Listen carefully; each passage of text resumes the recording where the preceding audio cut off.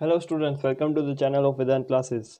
So in this lecture we'll start with the class 10 mathematics chapter number 2, that is polynomial. Okay, so in this lecture we'll see its introductory part. So let's start with its introduction. Okay, and we'll see the general form of polynomial. Now first of all, remember that polynomial is a function. Now function means if you give any input, then it will yield you the output value. Okay, so that type of thing is called function in mathematics. Now the general form of polynomial p of x is given as an x raised to n plus an minus 1 x raised to n minus 1 plus an minus 2 x raised to n minus 2 plus up to plus a 0. Okay, x power 0. So this is the general form of polynomial where you can say that an is not equal to 0. This means this an should not be equal to 0 and n belongs to natural number union 0. It means, or you can say n belongs to whole numbers. Okay, so the value of n belongs to 0 to infinite, positive value till infinite. Okay, now here you can note that an is called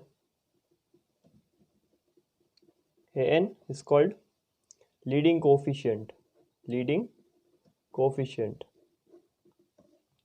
Then you can term it an x raised to n is called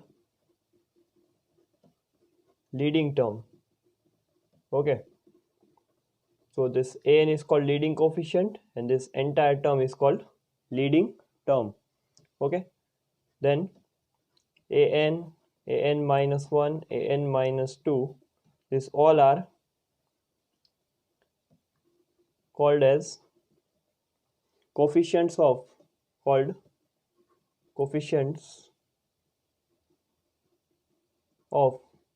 is a coefficient of x raised to n, then an minus 1 is coefficient of x raised to n minus 1, an minus 2 is coefficient of x raised to n minus 2, and so on. So likewise these all are called as coefficient of the term x. Okay, now here the last term of polynomial that you can see is a0. The last term is a0, so that a0 is called constant term of polynomial. So that is called constant term. a0 is called a constant term of polynomials. Okay, then this all an x raised to n, then an minus 1 x raised to n minus 1, then an minus 2 x raised to n minus 2, and so on. These all are called as terms of polynomial. These all are terms of polynomial. When you are considering the magnitude only values, then an, n minus 1, then these are called as coefficient. When you are combinedly writing both this, then it is called as term of polynomial. Okay, then highest power of polynomial, it is called as degree of polynomial. Highest power of polynomial is called degree of polynomial. Here the highest power is n, so here the degree of polynomial is n. Okay, so highest power of any polynomial is said to be its degree. Okay, also here variable, we are talking here, the variable is x. This is known as variable of polynomial. This is called as p of x. Then x is known as variable of polynomial. That is the variable in which the polynomial is expressed. Okay, so now let's see the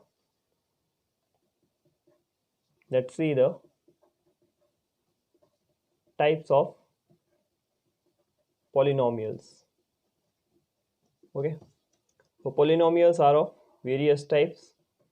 So according to its classification, we'll see the first classification basis is on the basis of the terms. On basis of terms. On the basis of terms, polynomials are classified as, first it is monomial, then it is having only one term, then second binomial, then it is having two terms, then trinomial,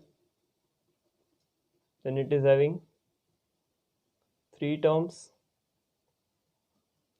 and fourth one, okay, polynomial, you can write polynomial for more than three terms. Okay, so also you can consider this all as polynomials. Okay, now on the basis of degree, this one is important. On basis of degree, so on the basis of degree, let's define the different types of polynomial. Okay, so first one is linear polynomial.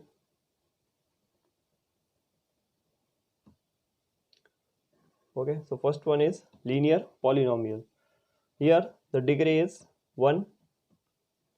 We write degree in the bracket. So degree is 1 for the linear polynomial.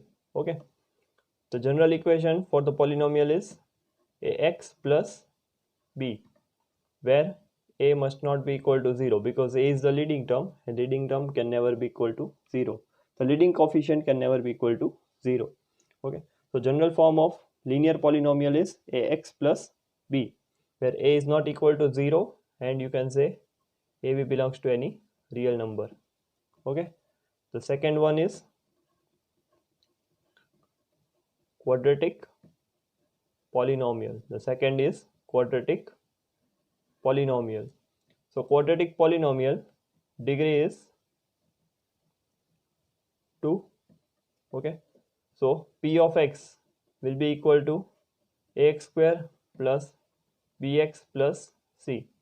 So here a can never be equal to 0 because a is again the leading coefficient. Okay, and a, b, c, all three belongs to real number. So this is the general form for the quadratic polynomial. Okay, so till now take a screenshot of this one, then we'll proceed further. Okay, now let's see the third type of polynomial. So that is cubic polynomial. Okay, cubic polynomial is having degree 3. Okay, so let's write its general formula of cubic polynomial, that is p of x equal to ax cube plus bx square plus cx plus d. Again the conditions will be a will not be equal to 0 and a, b, c and d all belongs to R. Okay, and fourth one, that is biquadratic polynomial. Okay, so biquadratic polynomial is having degree 4.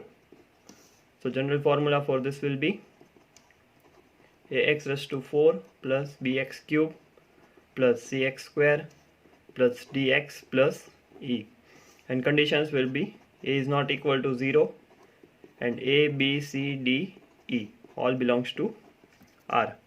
Okay, now let's see the third type of classification, that will be on the basis of variable.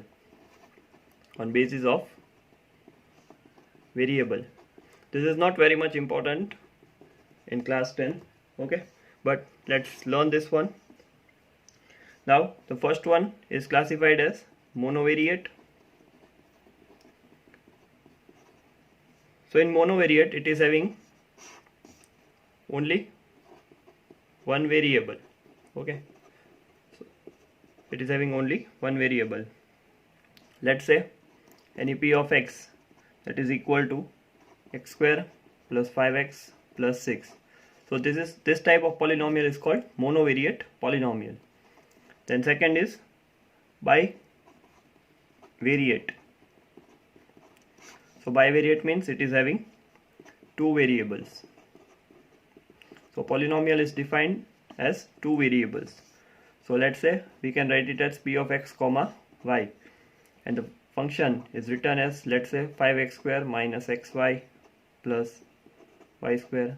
So this type of function is called bivariate polynomial.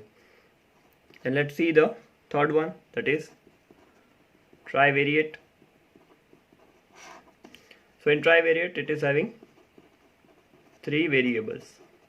So this type of polynomial is called trivariate polynomial, or you can say polynomial function. So it is having, let's say, x, y, z, three functions. So we can write example as x plus y plus 2z minus 5. Let's say any of this example. Okay. So these are the types of polynomials. Now let's note one important thing. Okay. The important note is the first one. Let's consider for the constant polynomial. Constant polynomial. Okay. Let's say any of the polynomial p of x is equal to k, where k is equal to any constant. Okay.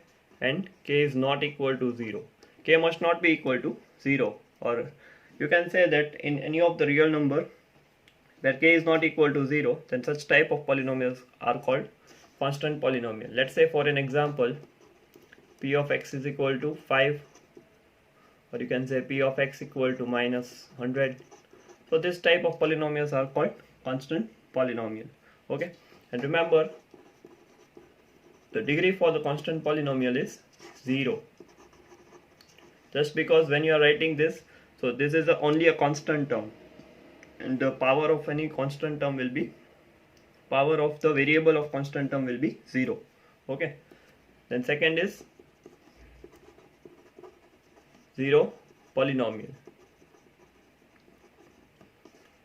So if p of x is equal to 0, then this type of polynomial is called zero polynomial. Okay. And you can write degree for the zero polynomial is undefined. You cannot define the degree for the zero polynomial. Okay. Now let's say for an example, if p of x is equal to 0x cube plus 0x square plus 0x plus 0, so it will be a 0. Or you can say p of x is equal to 0x plus 0, so it is also 0. So see, both are 0, so you cannot define whether the degree is 3 or whether the degree is 1.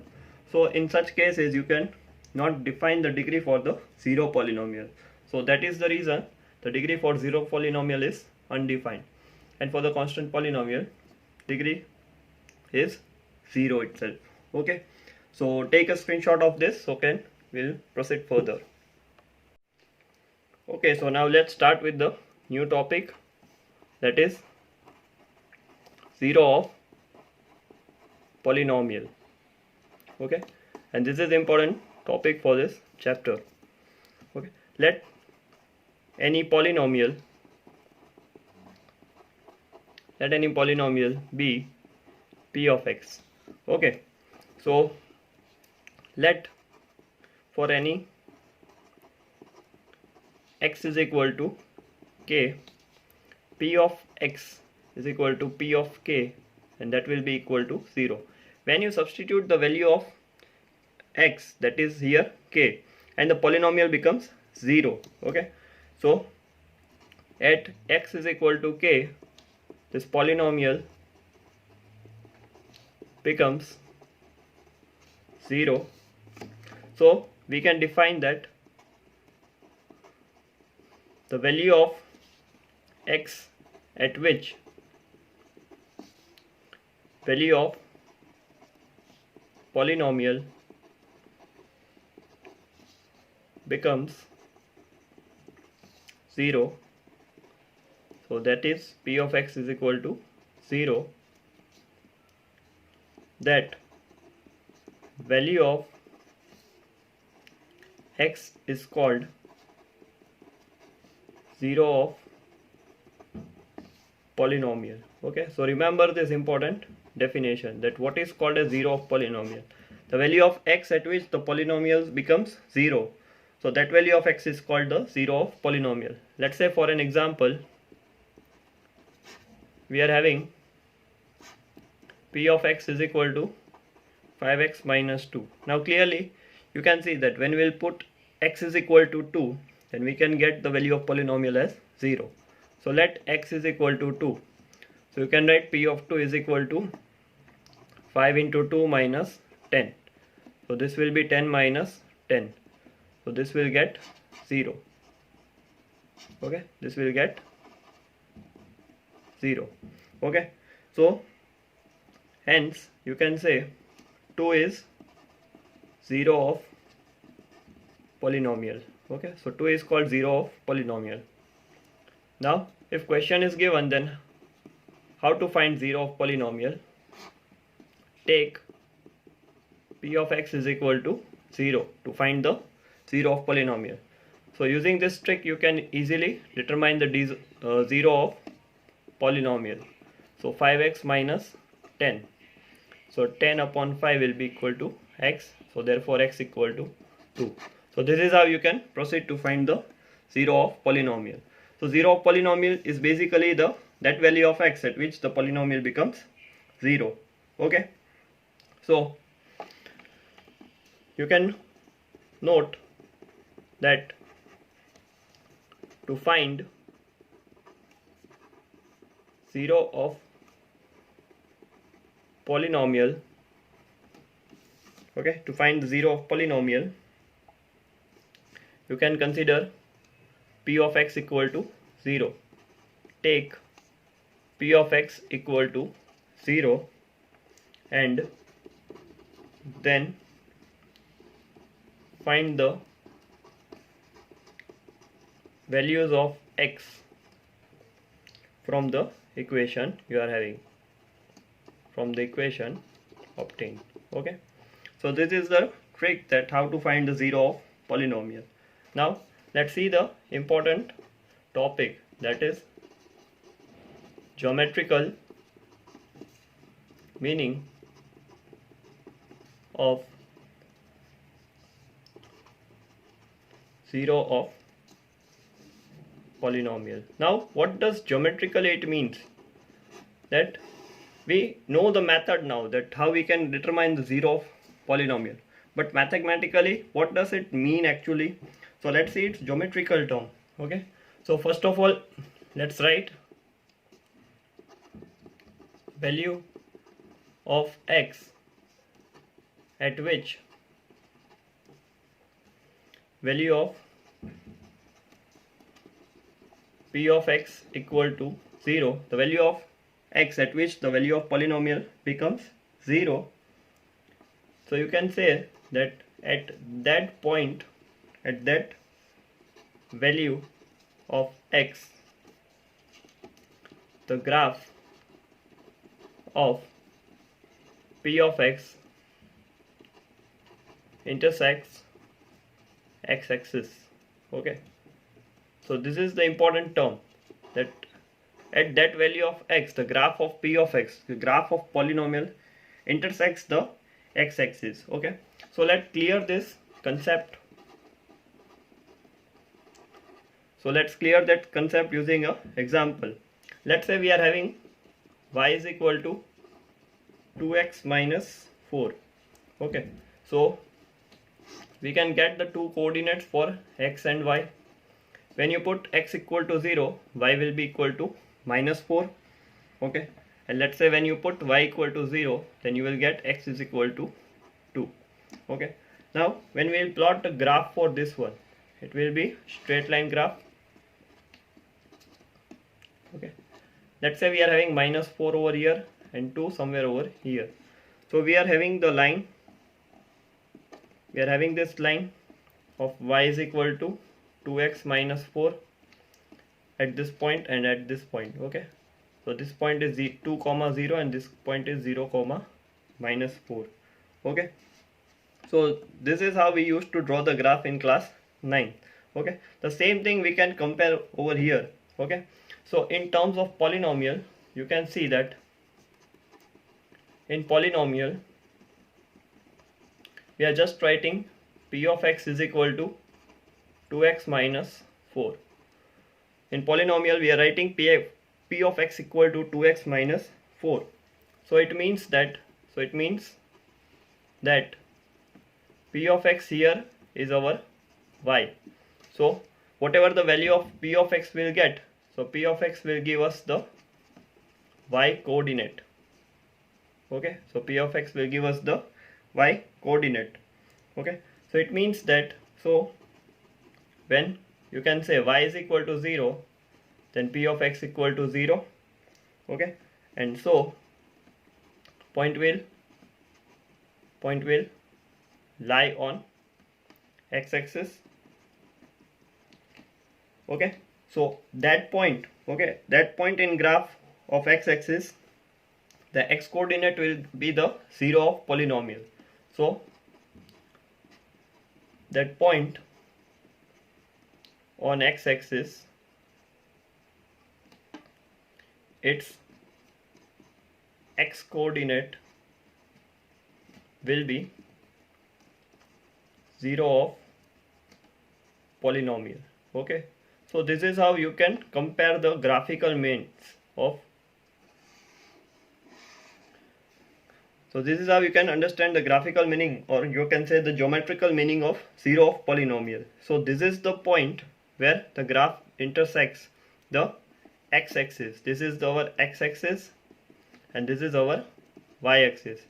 So the graph intersects the x-axis, and that x coordinate, the point of x coordinate, will give you the value of 0 of polynomial. Okay, so take a screenshot of this. So we'll proceed further.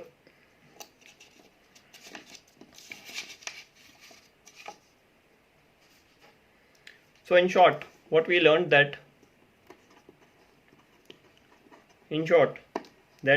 here we considered the example p of x equal to 2x minus 4, and we got the conclusion that it intersects x-axis at the point 2, 0. So this 2 is called 0 of polynomial, and this y is called p of x is equal to 0.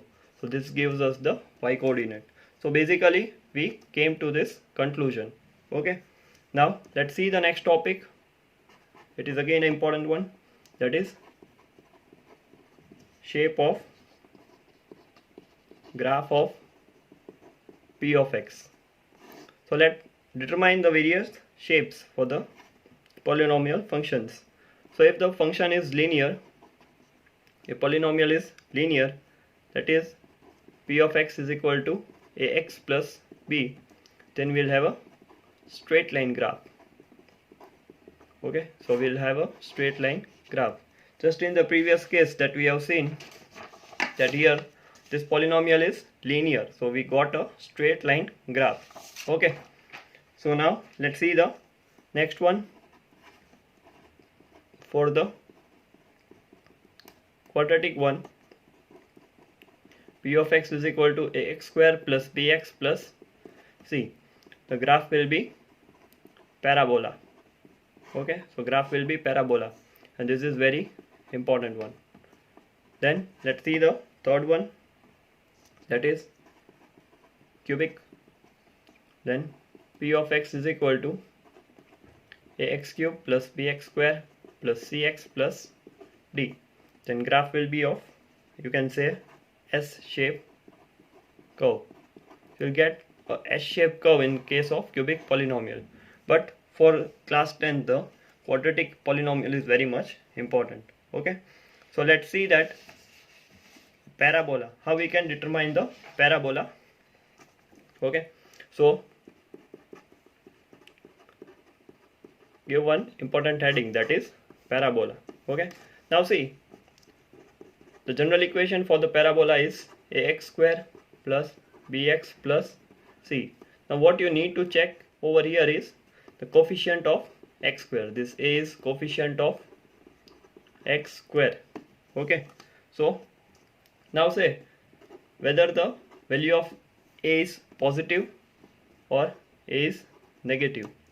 Okay, whether a is positive, see a can never be equal to 0 according to the definition of polynomial, because it is a leading coefficient, and leading coefficient can never be 0. So a is either positive or a is either negative. Okay, so you can remember it like this.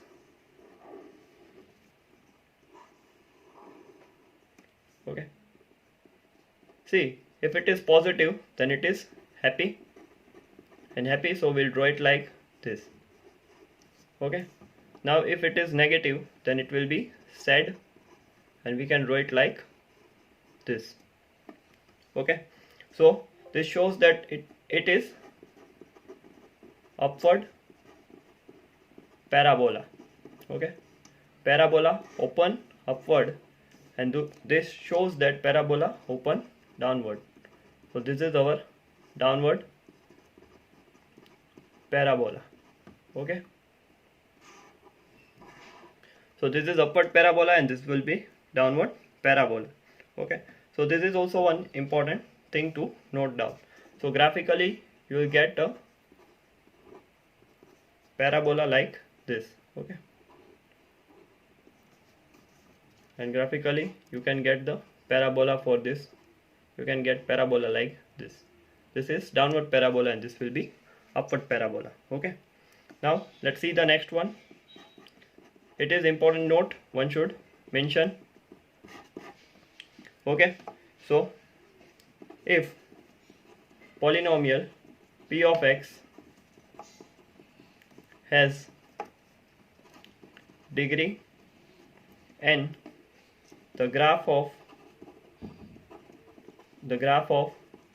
p of x can intersect the x-axis at most n points.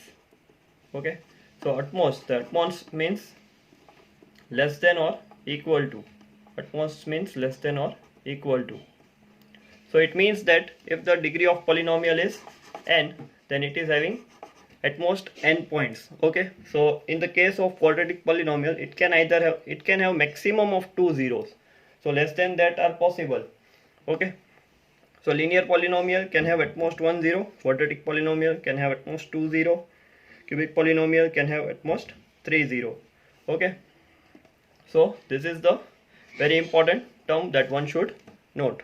Okay, so we got the conclusion that linear polynomial has at most 1 zero, so number of possible zeros are either 0 or 1.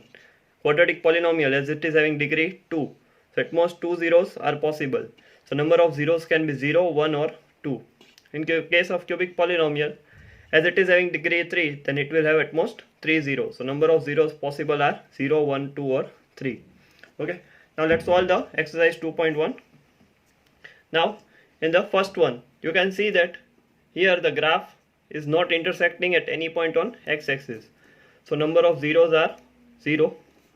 Here you can say the graph intersect the x-axis at 1 point, so number of zeros are 1. Then in third question, you can see the graph intersecting at x-axis at 1, 2 and 3 points, so number of zeros are 3. In the question 4, you can see that graph intersecting x-axis at 2 points, so number of zeros are 2. In question 5, you can see that number of zeros will be 1, 2 and 3 and 4. Okay, so 4 zeros are possible. In the last question, you can see that it is intersecting at x-axis at 1, 2 and 3 points, so number of possible zeros are 3 in this case. Okay, so this is the exercise 2.1. so that's it from this lecture. Please like, subscribe and share the channel if you are really finding it helpful, you are enjoying the learning. So keep working hard, enjoy the mathematics, and thanks a lot.